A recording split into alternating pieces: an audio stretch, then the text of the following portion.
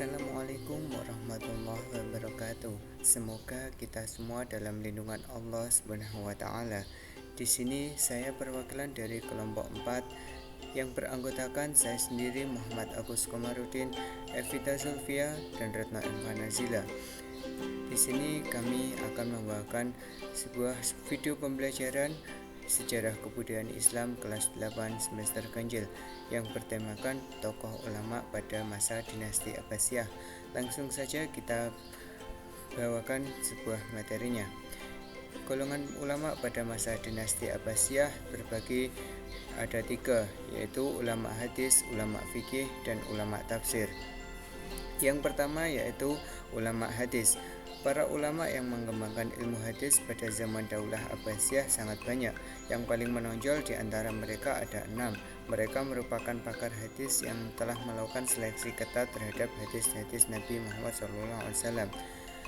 Tujuan dari penyelesaian tersebut adalah untuk mengetahui sumber hukum yang benar-benar ada. Karya-karya dari 6 ulama hadis itu disebut dengan kutubus sitah.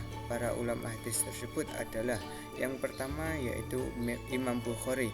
Imam Bukhari lahir di Bukhara, Uzbekistan, Asia Tengah, sehingga ia dikenal dengan panggilan Al-Bukhari. Imam Bukhari melakukan pengembaraan menuntut ilmu sejak berusia 10 tahun. Imam Bukhari berguru pada Syekh Ad-Dakhili. Pada usia 18 tahun, beliau sudah hafal karya Mubaram dan Waqi' bin Jarrah bin Malik. Dalam mengumpulkan serta menyeleksi hadis sahih, Imam Bukhari menghabiskan waktu selama 16 tahun dengan mengunjungi berbagai kota untuk menemui para rawi hadis. Imam Bukhari merupakan ulama hadis yang banyak menulis kitab hadis. Kitabnya menjadi rujukan umat Islam di seluruh dunia, termasuk Indonesia. Imam Bukhari wafat pada malam Idul Fitri tahun 256 Hijriah dalam usia 62 tahun dan jenazahnya dikuburkan di Khartang, sebuah desa di Samarkand. Yang kedua yaitu Imam Muslim. Imam Muslim lahir di Naisabur pada tahun 204 Hijriah atau 810 Masehi. Imam Muslim sangat menyukai ilmu hadis. Kecerdasan dan ketajaman hafalannya sudah ditunjukkan sejak kecil. Pada usia 10 tahun, sering datang dan berguru kepada Imam Ad-Dakhili, seorang ahli hadis di kotanya. Dan setahun kemudian Muslim mulai menghafal hadis dan berani mengoreksi kekeliruan gurunya ketika salah dan dalam periwayatan hadis. Beliau wafat pada hari Ahad sore dan dimakamkan di Nasrabad, salah satu daerah di luar Naisabur, pada hari Senin 25 Rajab 261 Hijriah atau 5 Mei 875 Masehi dalam usia 55 tahun. Yang ketiga yaitu Imam Abu Dawud. Imam Abu Dawud lahir pada tahun 202 Hijriah atau 817 Masehi di Sijistan. Meskipun pada saat itu belum cukup dewasa, beliau sudah mengunjungi dan mengelilingi berbagai negeri untuk belajar hadis dari para ulama. Hadis-hadis yang diperolehnya disaring dan hasil penyaringannya dibukukan dalam kitab As-Sunan. Abu Dawud mengunjungi Baghdad berkali-kali untuk mengajarkan hadis dan fikih kepada penduduk dengan menggunakan kitab Sunan sebagai pegangannya. Kemudian Imam Abu Dawud menetap di Basrah atas permintaan gubernur setempat yang menghendaki supaya Basrah menjadi pusat bagi para ilmuwan dan peminat hadis. Imam Abu Dawud memiliki banyak kitab hadis. Kitabnya yang banyak dikenal di kalangan umat Muslim Indonesia adalah kitab As-Sunan Abu Dawud. Abu Dawud meninggal di Basrah pada tanggal 16 Syawal 275 Hijriah atau 889 Hijriah Masehi. Yang keempat yaitu Imam At-Tirmidzi. Imam At-Tirmidzi merupakan induk hadis Hasan. Imam At-Tirmidzi banyak mengarang kitab dan yang paling terkenal adalah kitab As-Sunan. Di antara keistimewaan kitab ini menurut Abdullah bin Muhammad Al-Ansari bahwa kitab tersebut bisa dicapai oleh setiap orang, baik ahli fikih, ahli hadis, dan ahli yang lainnya. Setelah perjalanan dalam belajar mencatat, berdiskusi, bertukar pikiran, dan mengarang, pada akhirnya Beliau menderita penyakit buta hingga akhirnya beliau meninggal pada tanggal 13 Rajab pada tahun 279 Hijriah dalam usia 80 tahun.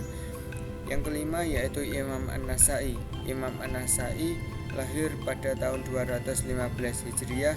Imam An-Nasai menerima hadis dari Sa'id, Ishaq bin Rawahih dan ulama-ulama lain dari tokoh hadis di Khurasan, Hijaz, Irak, Mesir, Syam, dan Jazirah Arab. Yang keenam yaitu Imam Ibnu Majah. Imam Ibnu Majah lahir di Qazwin, Irak pada 209 Hijriah atau 824 Masehi. Ibnu Majah menekuni bidang ilmu hadis pada usia 15 tahun sepanjang hayatnya. Imam Ibnu Majah telah menulis puluhan buku baik dalam bidang hadis, sejarah, fikih maupun tafsir. Karyanya yang paling monumental dan populer di kalangan muslim dan literatur klasik adalah kitab di bidang hadis yang berjudul Kitab Sunan Ibnu Majah. Ibnu Majah meninggal pada tanggal 22 Ramadan 273 Hijriah atau 887 Masehi di tanah kelahirannya Qazwin, Irak. Yang selanjutnya yaitu ulama fikih. Ulama fikih di sini terdapat 4 imam. Yang pertama Imam Hanafi. Imam Hanafi lahir di Kufah, Irak pada 80 Hijriah atau 699 Masehi dan wafat di Baghdad, Irak pada 150 Hijriah atau 760 Masehi. Sebagai pendiri mazhab Hanafi, Imam Hanafi disebut sebagai tokoh yang pertama kali menyusun kitab fikih berdasarkan kelompok-kelompok mulai dari bab toharoh, sholat, dan sebagainya, yang kemudian diikuti oleh ulama sesudahnya seperti Malik bin Anas, Imam Syafi'i, Abu Dawud, Bukhari, Muslim, dan lainnya. Karyanya yang ditinggalkan diantaranya yaitu Fikih Akbar, Al-Walmutam, dan Musnad Fikih Akbar. Dalam menetapkan hukum, Imam Hanafi menggunakan metode berdasarkan Al-Quran, Sunnah Rasul, fatwa sahabat, istihsan, ijma, dan uraf. Yang kedua yaitu Imam Malik. Imam Malik lahir di Madinah Al-Munawwarah pada 93 Hijriah. Imam Malik menerima hadis dari 900 orang guru, 300 dari golongan tabi'in dan 600 dari tabi'ut tabi'in. Imam Malik menyusun mazhabnya atas 4 rujukan: kitab suci, sunnah rasul, ijma, dan qiyas. Imam Malik merupakan ahli fikih di seluruh Hijaz hingga mendapat sebutan Sayyid Fuqaha al-Hijaz. Imam Malik menderita sakit selama 22 hari, kemudian 10 hari setelah itu beliau wafat. Yang ketiga yaitu Imam Syafi'i. Imam Syafi'i lahir di Gaza, Palestina 150 Hijriah serta hidup pada masa Khalifah Al-Rasyid, Al-Amin, dan Al-Ma'mun, Daulah Abbasiyah. Imam Syafi'i merupakan ulama sekaligus perawi hadis yang sangat disegani. Pada usia 9 tahun, beliau sudah mampu menghafalkan seluruh isi Al-Quran, bahkan sempat 16 kali khatam dalam perjalanannya antara Mekah dan Madinah.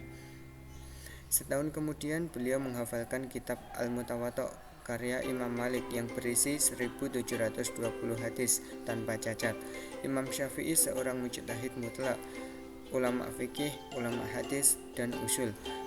Beliau mampu memadukan fikih ahli Irak dan fikih ahli Hijaz.